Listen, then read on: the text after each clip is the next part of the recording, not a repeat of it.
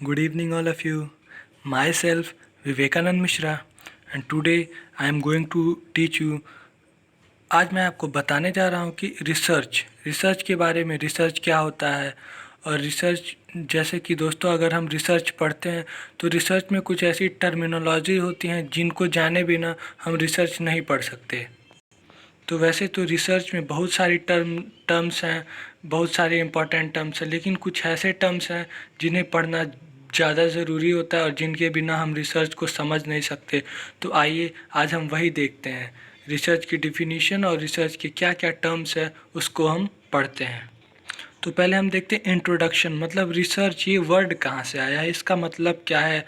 ये जो कुछ RESEARCH ये जो लेटर्स हैं, इनका मतलब क्या निकलता है। तो जैसे ये दो वर्ड से मिलके बना हुआ एक RE और एक वर्ड है सर्च।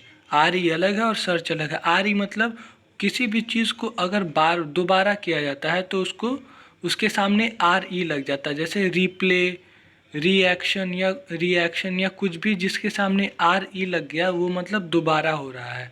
तो RE मतलब अगेन, और सर्च मतलब किसी चीज़ को खोजना। तो सर्च मतलब आपको पता है, किसी भी चीज़ को सर्च करना, खोजना, उसके बारे में जानना वो क्या है। तो किसी चीज़ को दोबारा जानना मतलब कोई चीज़ पहले से पढ़ी हुई है, उसके बारे में कोई नॉलेज पड़ी हुई है, फिर से उसके बारे में सर्च करना वो कि क्या वो सही है, क्या वो गलत है, या क्या उसके आगे भी कुछ नॉलेज है उसके बारे में। उस चीज़ को जानना, फिर से जानना, उसको हम बोलते हैं रिसर्च। उसको एग्ज़ामिन करना, उसको देखना, उसको ऑब्ज़र्व करके देखना, उसके बारे में और खोजना, उसको हम बोलते हैं रिसर्च। अब हम रिसर्च की डिफिनीशन देखते हैं कि रिसर्च की डिफिनीशन क्या है। तो रिसर्च इज साइंटिफिक सिस्टमैटिक, मतलब कि रिसर्च आप ऐसे देखिए कि रिसर्च मतलब किसी चीज़ को खोजना, और प्लस साइंटिफिक मतलब क्या होता है, किसी चीज़ को एक्चुअल में कि वो क्या है, किसी के कहने पे नहीं, किसी के विश्वास पे नहीं, कि वो क्या है उसको जानना एक्चुअल में। साइंटिफिक मतलब कि क्वेश्चन करना कि क्या है, क्यों है, कैसे है, कब है, वो है भी या नहीं है। ये इस तरह की क्वेश्चनिंग करना साइंटिफिक हो जाता है। मतलब हम ऐसे किसी विश्वास पे नहीं मान ले रहे हैं कि किसी ने कहा होगा तो हमने मान लिया, किसी बड़े आदमी ने कहा होगा तो हमने मान लिया, नहीं, हम उस पर क्वेश्चन कर रहे हैं, तो वो हो गया साइंटिफिक। फिर रिसर्च इज साइंटिफिक सिस्टमैटिक, मतलब एक सिस्टम में, एक सीरियल वाइज, स्टेप वाइज एक उसका ढांचा तैयार हो गया कि ऐसे करना, ऐसे होता है, ऐसे होता है, तो वो एक सिस्टम में, ऑर्डरली, ऑर्डर में, कि क्या करना है, कब करना है, वो एक ऑर्डर में होना। मतलब साइंटिफिक भी हो, सिस्टमैटिक, ऑर्डरली एंड ऑब्जेक्टिव मतलब उसका एम हो कि हम क्या सर्च कर रहे हैं, हमें क्या पाना है, क्या ढूंढना है, वो एक ऑब्जेक्टिव होता है। इन्वेस्टिगेशन मतलब खोज करना, पता करना, एग्जामिन करना। To develop, refine and expand body of knowledge, मतलब नॉलेज को, जो हम जानते हैं उसको और बढ़ाने के लिए, उसको और बढ़ाना, डेवलप करना, रिफाइन करना, मतलब कि उसको बार बार चेक करना कि वो गलत है, सही है। मतलब अपने बॉडी को बढ़ाने के लिए scientifically, systematically, orderly and objectively investigation करना। और हमने scientifically, systematically, orderly and objectively का बताया है कि कैसे क्या होता है। तो इस तरह से अपने बॉडी, अपने लैंग्वेज, अपने नॉलेज को बढ़ाने के लिए हम साइंटिफिक तरह से सोचते हैं, काम करते हैं, किसी चीज़ को खोजते हैं, तो उसको रिसर्च बोलते हैं। एक और डिफिनीशन है, research essentially is a problem solving process, a systematic intensive study directed towards full scientific knowledge of subject study. मतलब कि रिसर्च क्या है, एक प्रॉब्लम सॉल्विंग प्रोसेस है। मतलब कोई प्रॉब्लम है, उसको सॉल्व करना। कोई प्रॉब्लम है, कोई चीज़ है जिसके बारे में हम नहीं जानते, या कोई भी चीज़ है जिसके बारे में हमें नहीं पता, तो उसको खोजना, उसको सॉल्व करना। वो प्रॉब्लम हो सकती है, या प्रॉब्लम नहीं कुछ और हो सकता है जिसके बारे में जानना, किसी भी चीज़ के बारे में जानना। और इन अ सिस्टमैटिक, एक सिस्टम में, कि मतलब क्या करना है कब करना है, ऐसे नहीं कि कुछ भी कर दिए कभी भी कर दिए, ऐसे नहीं। एक सिस्टम में, जो कि सिस्टम डिफाइन होता है कि हमें क्या क्या स्टेप्स करने होते हैं। तो systematic intensive study directed towards full scientific knowledge, मतलब साइंटिफिक नॉलेज के इंटेंशन से, मतलब इंटेंशन मतलब हमारा कि हम क्या चाहते हैं। तो एक साइंटिफिक नॉलेज के इंटेंशन से प्रॉब्लम को सॉल्व करना, उसके सॉल्यूशन तक पहुंचना, एक नॉलेज के लिए, साइंटिफिक नॉलेज के लिए, उस टॉपिक पे, उस टॉपिक के बारे में नॉलेज गेन करने के लिए, एक्स्ट्रा नॉलेज गेन करने के लिए हमें फर्दर स्टडीज़ करना, एग्जामिनेशंस करना, इन्वेस्टिगेशंस करना, क्वेश्चंस करना, रिसर्च होता है। वो कुछ भी हो सकता है, तो इसे हम रिसर्च बोलते हैं। अब जैसा कि हम पहले बताए थे, हम इसमें टर्म्स पढ़ेंगे, टर्मिनोलॉजीज, जो कि रिसर्च में इम्पॉर्टेंट होते हैं।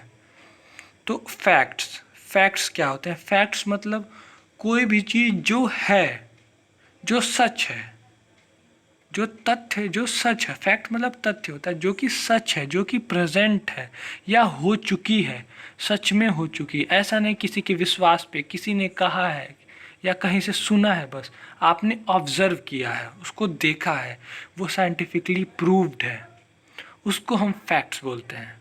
लिखा है facts are even that can be observe, मतलब जिसको हम देख सकते हैं, ऑब्जर्व कर सकते हैं। ऐसा नहीं है कि वो कोई कह दिया भूत होता है, भूत कोई फैक्ट नहीं है, क्योंकि आज तक कोई भूत नहीं देखा, तो ये कोई फैक्ट, ये फैक्ट में नहीं आएगा। वी कैन ऑब्जर्व इट, उसको हम फैक्ट बोलेंगे। जैसे कि मेडिकल टर्म में क्या, blood pressure, pulse, sex, age, disease, ये सब फैक्ट्स हैं जिनके बारे में हम जानते हैं, देखते हैं, प्रूव्ड है, उसको हम फैक्ट्स बोलते हैं। अब क्या है अगला? अब्स्ट्रैक्ट, मतलब कि क्लियर कंसाइज समरी। इसमें एक वर्ड है समरी, इन 100 to 250 वर्ड्स। मतलब जैसे कि आप किसी भी, जैसे आपको कोई टॉपिक मिल गया स्टडी के लिए, आपने पूरी स्टडी की, पूरी क्वेरीज की, सब कुछ उसके बारे में जान लिया। अब उससे पूछा जा रहा है कि आप, अब आपसे बोला जाए कि आप उसको बताइए, तो आप उसको 100 या 250 वर्ड्स या कुछ वर्ड्स में उसको एक्सप्लेन कर दें। आपने जो पढ़ा है उसको थोड़े वर्ड्स में एक्सप्लेन कर दें, सारांश बोलते हैं उसको। आपने जितनी भी उसके बारे में स्टडीज़ की है उसको कुछ वर्ड्स में एक्सप्लेन करना, उसको अब्स्ट्रैक्ट बोलते हैं। कि मतलब उससे क्या निकल के आया है, क्या आपने सीखा उससे, उससे क्या निकल के आया, उसको अब्स्ट्रैक्ट बोलते हैं। मतलब clear concise summary of a study, मतलब किसी भी स्टडी का एक सारांश जो कि क्लियर हो, कंफर्म हो, उसमें कोई कंफ्यूजन ना हो। दैट कम्युनिकेट द एसेंशियल, जो कि एक एसेंशियल इंफॉर्मेशन को एक एसेंशियल इंफॉर्मेशन हो जो सबके लिए ज़रूरी हो। ऐसा नहीं कि कुछ भी बता दिया, कुछ भी बता दिया, वो एब्स्ट्रैक्ट नहीं कहलाएगा, वो फालतू चीज़ हो जाएगी। तो मतलब एक यूज़फुल नॉलेज, किसी भी एक लार्जर स्टडी का में से कुछ जो निकल के आता है, एक सारांश जो कि इम्पोर्टेंट होता है, उसको बोलते हैं अब्स्ट्रैक्ट। अगला देखते हैं डेटा। डेटा मतलब क्या? इंफॉर्मेशन। वो कैसे भी इंफॉर्मेशन हो सकती है, मेरे बारे में, आपके बारे में, कोई रिसर्च हो रही है तो उसके बारे में जो भी आप गैदर करते हैं उसके बारे में, उसको जो इन्फॉर्मेशन आप गैदर करते हैं उसको डेटा बोलते हैं।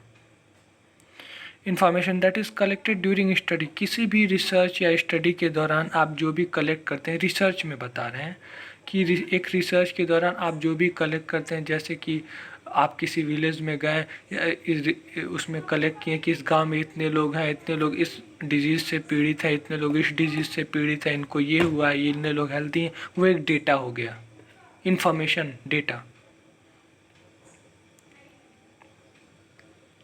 वेरिएबल्स, वेरिएबल्स क्या होते हैं? Variables, variables are the qualities, quantities, properties or characteristics, people, things or situation that change or vary।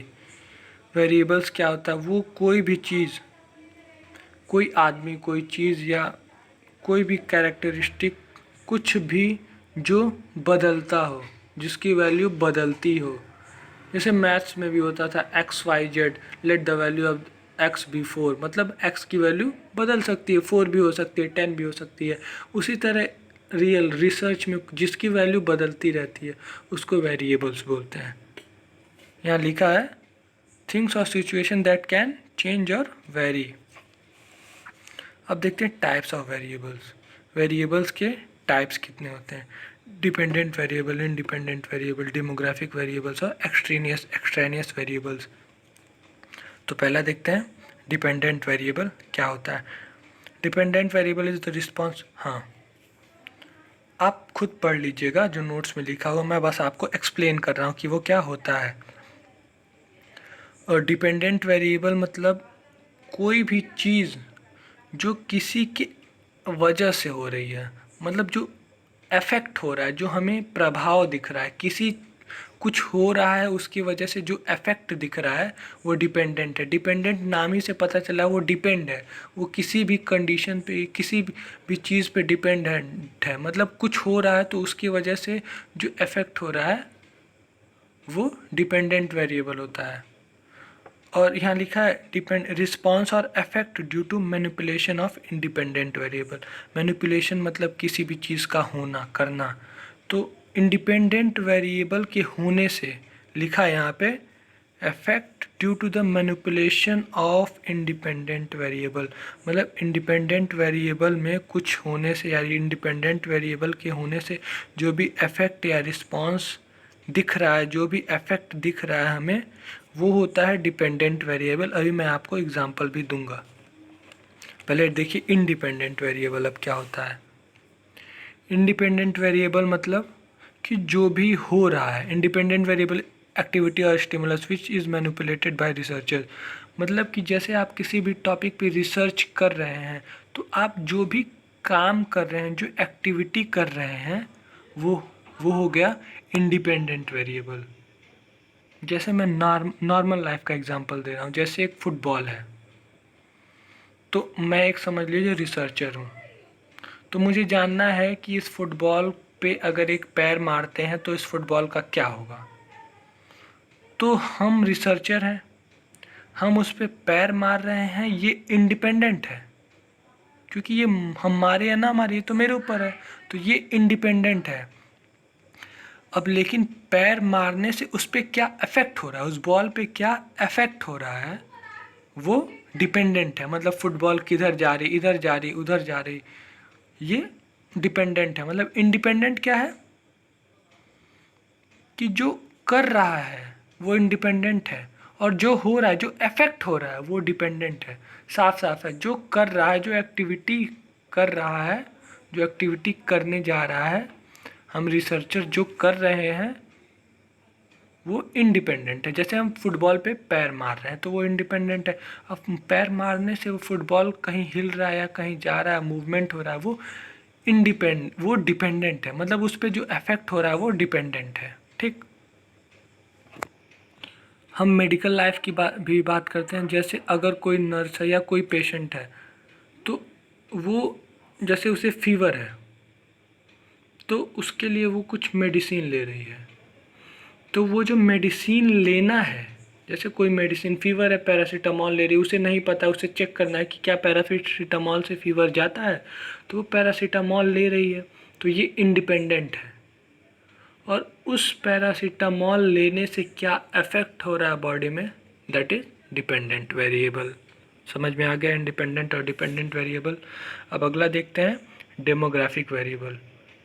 तो the characteristic attributes of the study subjects are considered demographic variables।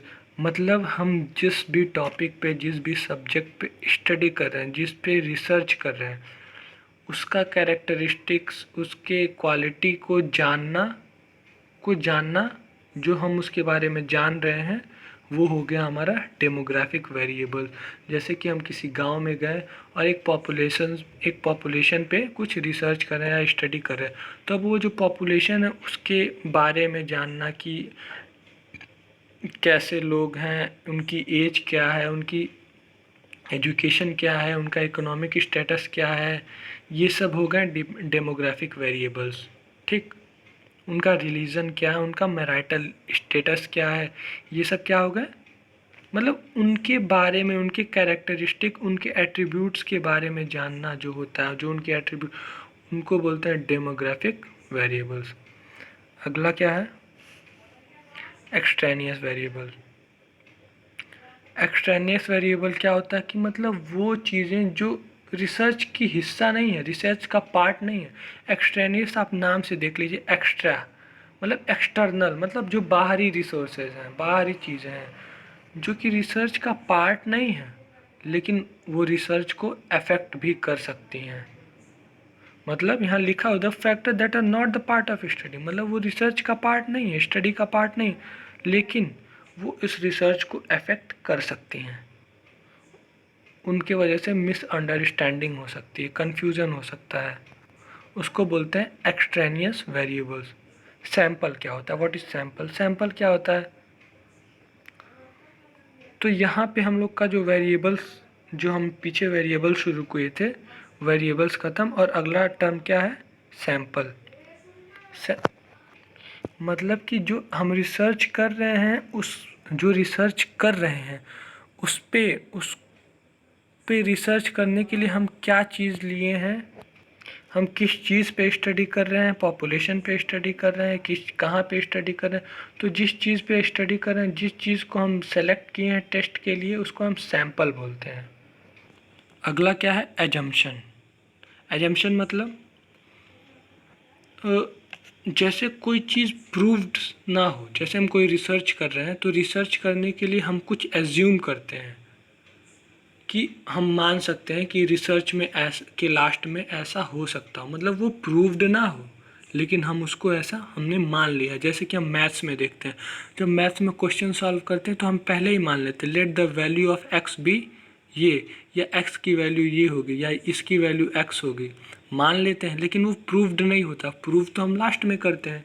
उसी तरह इसमें भी होता है कि जब रिसर्च करते हैं तो वो प्रूव तो नहीं होता है, लेकिन हम मान लेते हैं कि शायद ऐसा होगा, और उस बेसिस पे हम रिसर्च स्टार्ट करते हैं।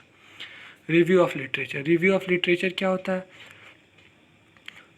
जैसे हम जिस टॉपिक पे रिसर्च करने जा रहे हैं उस चीज़ पे क्या क्या थ्योरीज पढ़ी हुई, क्या क्या प्रीवियस नॉलेज उस पे है, किन क्या क्या चीज़ें हैं जिनके बारे में हम जानते हैं, उन चीज़ों को देखना, उन चीज़ों को पढ़ना, उन चीज़ों को जानना, उनको उसी को रिव्यू करना। उसी को रिव्यू मतलब जो पुरानी चीज़ें उसको फिर से रिव्यू करना, फिर से देखना, फिर से सामने लाना। हाँ, उस पे को फिर से स्टडी करना, देखना कि क्या क्या चीज़ें हैं, क्या आगे आने वाली हैं, तो पुरानी चीज़ों को करना, उसको हम रिव्यू ऑफ लिटरेचर बोलते हैं। मतलब उस स्टडी पे जो हम रिसर्च करने जा रहे हैं उसकी प्रीवियस नॉलेज, उसके बारे में पहले से ही क्या नॉलेज पड़ी हुई है, आखिर तभी तो हम जानेंगे कि क्या चीज़ हमारे पास है और आगे हमें क्या जानना है। उसके लिए रिव्यू ऑफ लिटरेचर बहुत इंपॉर्टेंट होता है। अगला देखते हैं डिज़ाइन। डिज़ाइन, किसी भी रिसर्च के लिए डिज़ाइन बहुत इंपॉर्टेंट होता है। मतलब blueprint for conducting a study, मतलब कुछ भी हम करने जाते हैं तो उसके लिए डिज़ाइनिंग पहले होता है कि हम कैसे करेंगे। वो यही तो सिस्टम में आता है, सिस्टमेटिक में आता है, well designed well framed research, कि मतलब अगर वो वेल डिज़ाइंड है तभी तो हम ये पर चांसेस होता है कि हम लास्ट ऑब्जेक्टिव तक, एम तक पहुंचेंगे, अपने रिसर्च को पूरा कर पाएंगे। तो किस उस पे कर रहे हैं, किसी डिज़ाइंड वे पे तो कर रहे हैं, तभी तो हम उस पर सक्सेसफुल होंगे। तो दोस्तों यहाँ पे हमारा टर्मिनोलॉजी और जो इंट्रोडक्शन था रिसर्च का वो ख़त्म हो गया। दोस्तों अगले वीडियो में हम आपको रिसर्च का अगला टॉपिक, स्टेप्स और टाइप्स ऑफ रिसर्च, वो सब बताएंगे। दोस्तों इस वीडियो को लाइक कीजिए, सब्सक्राइब कीजिए और शेयर कीजिए, और कोई भी प्रॉब्लम हो तो उसको कमेंट में ज़रूर बताइए। Thank you.